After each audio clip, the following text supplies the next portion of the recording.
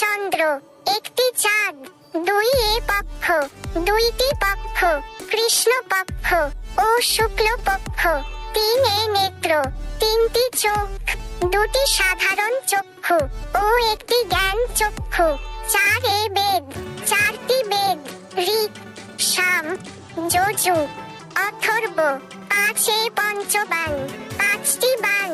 সম্মোহন, উন্মাদন, শোষণ, তাপন, স্তম্ভন,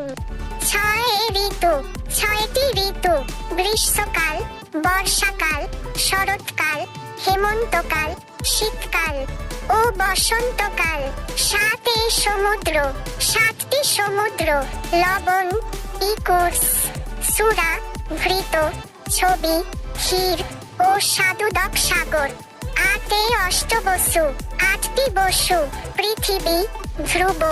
সোম, অনল, অনিল, প্রভাস, প্রত্যুষ ও অহ। নয় এ নবগ্রহ, নয়টি গ্রহ, রবি,